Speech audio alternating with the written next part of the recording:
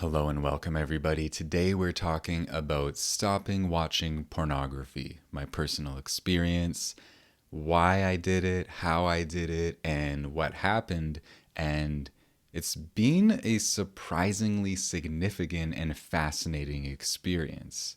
I didn't realize that it was so significant and that it would be, as shocking and strange as it has been.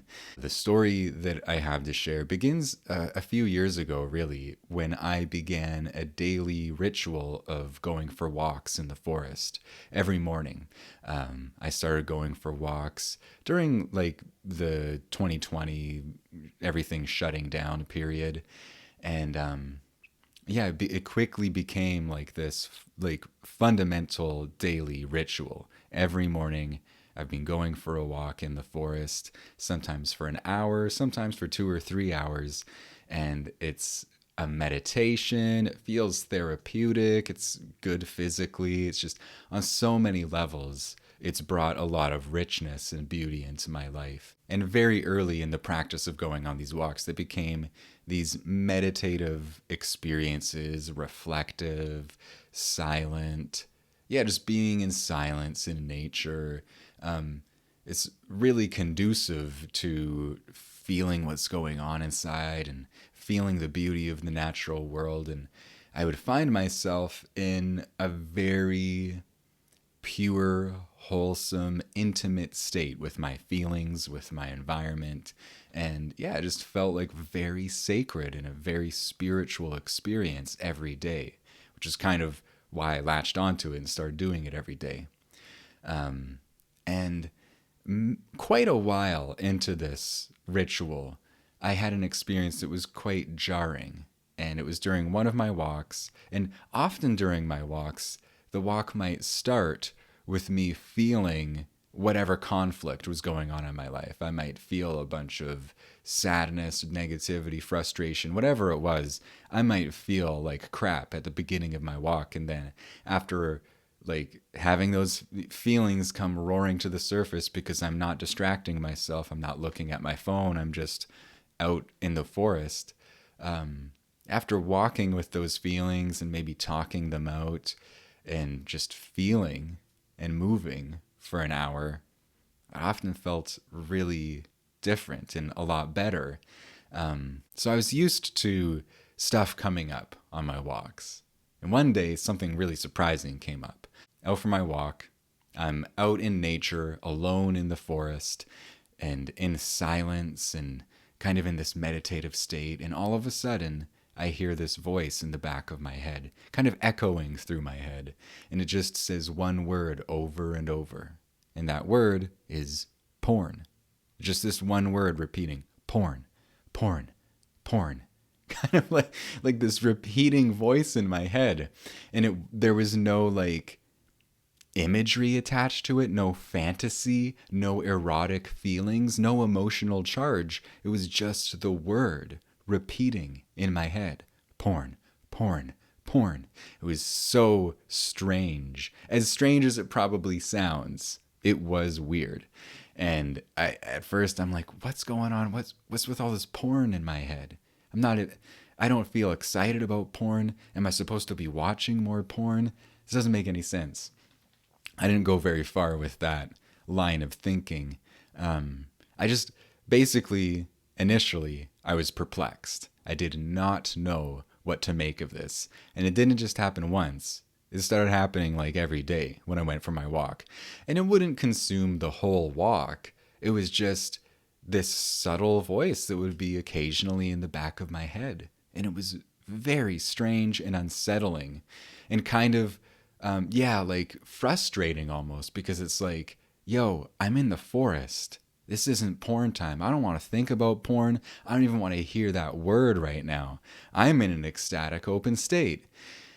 But therein was a clue, or I took that kind of feeling in me as a clue as to what might be going on. As it continued happening for days and then weeks, I started to think, wait a minute, maybe the state that I'm now is becoming normal in my daily life of being in nature and this ecstatic feeling of openness. It's so wholesome, it's so sacred and beautiful. It really is different from looking at porn. When I look at porn, because I was looking at porn, like I was consuming porn during this time, and I just realized what a jarring contradiction these two realities were. And this isn't me judging, it's just me acknowledging like whatever reality I was regularly entering during my daily walks was very, very different than the door I was opening up and looking into when I looked at pornography, because that world, yeah, it was just such a completely different reality.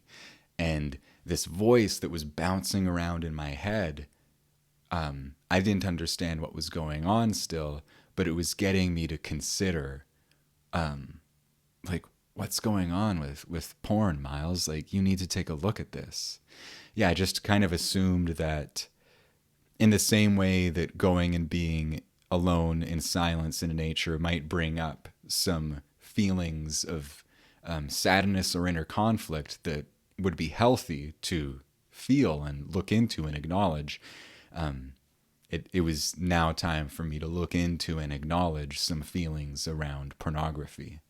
I never felt particularly excited about porn. I was never someone who was terribly enthusiastic about it, but it had kind of snuck into my life because of its ease of accessibility, crazy ease of accessibility. And I had had some friends over the years for whom pornography was like more normal, and I think that helped normalize it a little bit for me.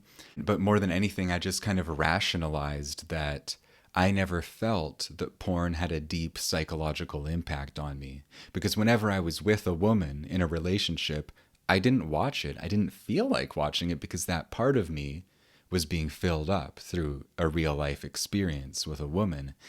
I never felt like I took on any of the stuff I watched in porn. Like, it didn't affect my imagination or my behavior. And so I was always surprised that it didn't seem to affect me more emotionally.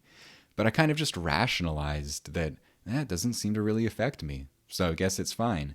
And I would only consume it during periods when I had been alone and that part of my life just wasn't filled with any real experience. And so this extremely easily attainable virtual thing would fill that space.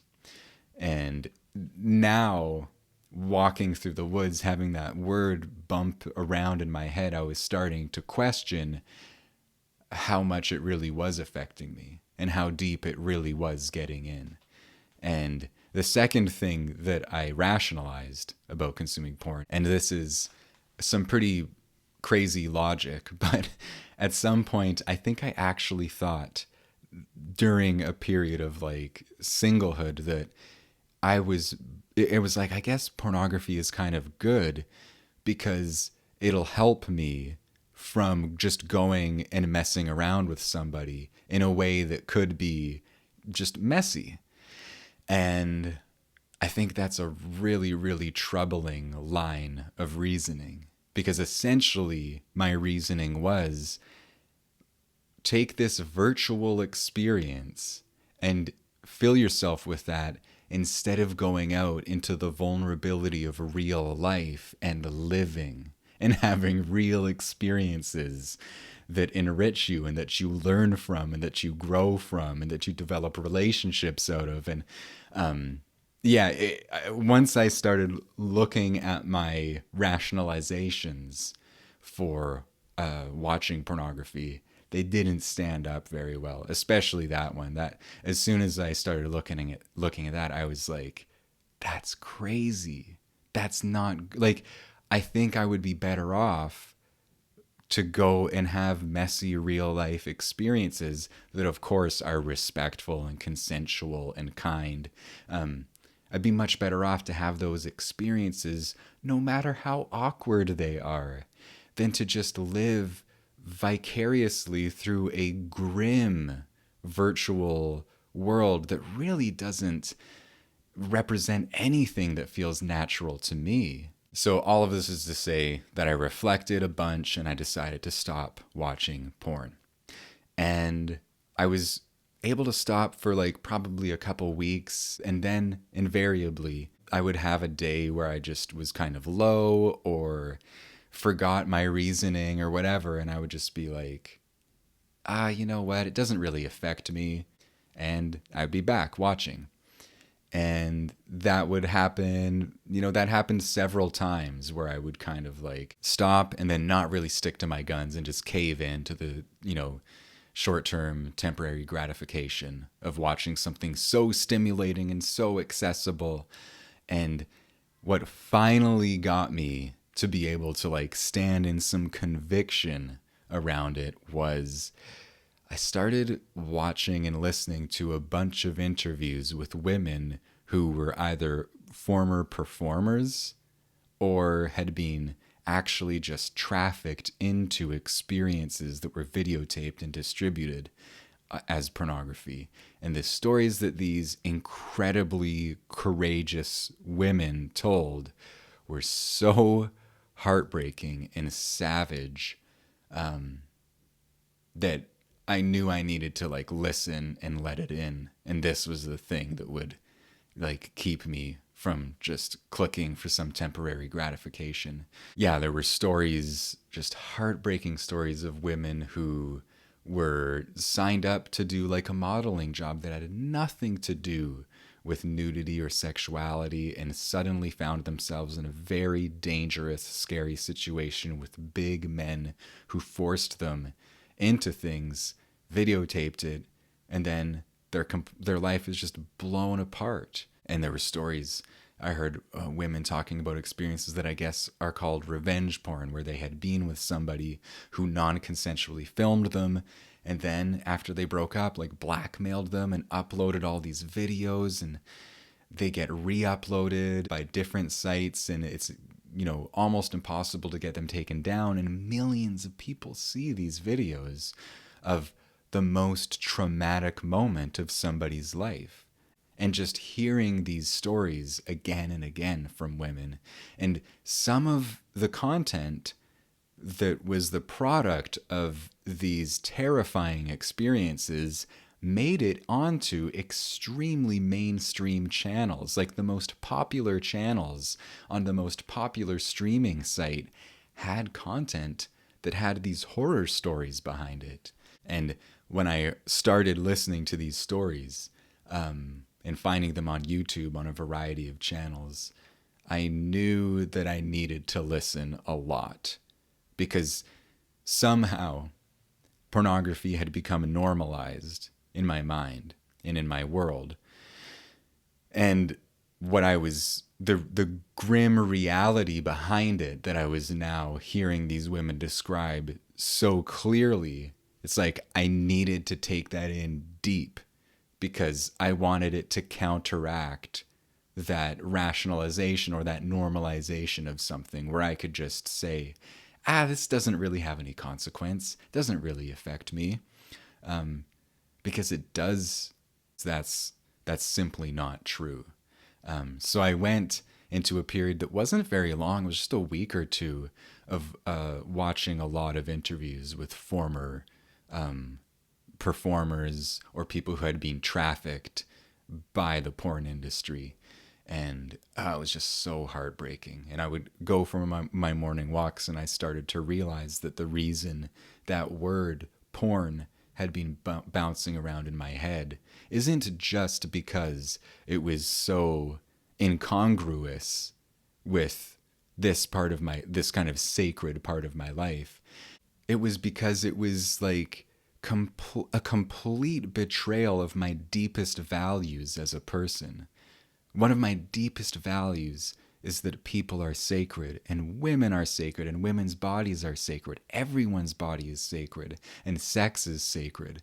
And the whole kind of sea of content that I had been consuming was after hearing these stories, I'm just like, well, that goes against my values, like in the most heartbreaking, savage way. And really letting that in was what gave me the conviction to be like, okay, no, this isn't going to be in my life. When I feel that tinge of desire or whatever, it's like, no, man, you're not watching that. Because the women whose stories I've heard, I hold them close to my heart, and I think of them like they could be my sister or my daughter or my wife. And I don't have a sister or a daughter or a wife, but I think in those terms. I have many close friends who are women who I love and I respect, and just imagining that something like this could happen to them as an innocent young woman is just completely devastating. And the idea that I would not just consume that content, but by consuming it, I mean, I would be clicking on a video that generates some amount of ad revenue. So it's actually like economically feeding something that is completely at odds with my kind of soul. Now, I want to be clear that there's a lot about that industry that I don't understand, and there is a spectrum of content, and I don't want to shame or pathologize people who are, performers in that industry, or who, it's just like, that's not my place. That's not my intention. My intention is just to share my experience. And yeah, I'm not here to shame anybody. And I mean, I've watched that content. I'm not in a position to shame anybody. But it was hearing those stories that gave me the conviction to be like, okay, I want that out now. So then, after stopping in a more kind of solid way, that voice actually got louder. That voice that would be in my head saying, porn, porn, porn. It actually got louder for a while. And I started to wonder, like, oh, is this like some detoxification? Like, if I go without this stimulus for long enough, this voice gets louder? And what I also experienced, other than just that strange voice in the back of my head in moments of silence, it's like I felt that I had been filling some fundamental place in me by consuming that content. And when I stopped for long enough, there started to be this pain, this feeling of like, there's this part of me that's just like now, like inescapably empty. Like I'm not distracting myself from the cold reality of my sexless life. And that feels like a very uncomfortable thing, especially because I'm not the kind of person that just like jumps out there and hooks up with somebody. And that is a path that I could have gone down, but instead what happened was, there's this thing that the spiritual philosopher Krishnamurti called creative discontent. I'm going to paraphrase. I forget exactly how he described it, but as I understand it, creative discontent it's when you have a certain kind of inner conflict or unrest that's actually a very creative, productive, and healthy life-giving force. And I feel like that's what happened in me. I went long enough without filling a void in me with that temporary or instant gratification.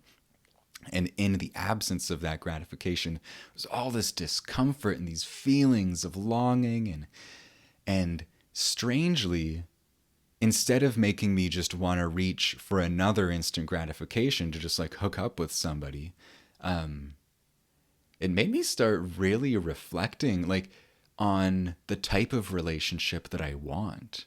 And I started dreaming big in a sense. Like I started thinking like, man, I don't really want to do that. What I want is a partner.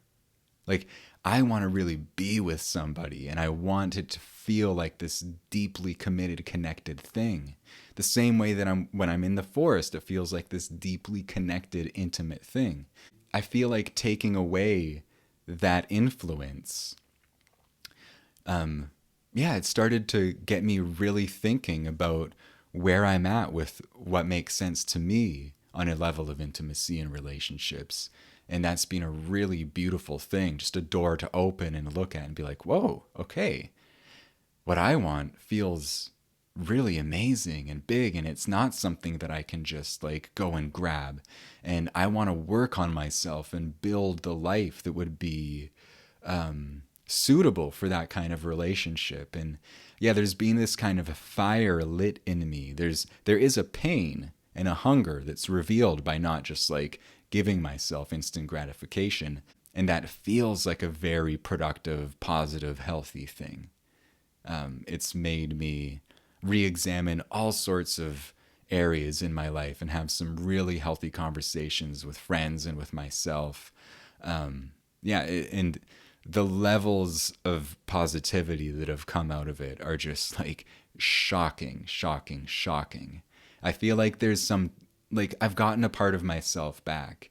And I know that sounds probably kind of cliche, but it feels really true. This fundamental part of myself, it gets to like really come back now because I'm not jumping into this world in a very intimate way that so doesn't match with my values and what I want and what I want to create and what feels true to me. And again, this isn't to shame or judge anybody who has a different way of being. It's just to share my experience. That's all I wanted to share today, you guys. Just my personal experience. I totally understand if a lot of people watching or listening have a different one. Some of you might be able to relate, though. If you enjoyed this, if it brought up any thoughts for you, I'd love to hear. You can comment down below. You can like, you can subscribe to the channel if you haven't already. I'm also an author, if you didn't know. I've got a couple books you can check out. If you enjoyed this, you'll probably enjoy them. They're both autobiographical stories about vulnerability, inner power, personal experiences in relationships, all the messy, juicy, beautiful stuff. You'll find links to those in the show notes or in the description below. There's audiobook versions narrated by me, paperback versions, ebook versions. And yeah, thank you so much for listening, for watching. I hope you enjoyed this. And until next time, take care.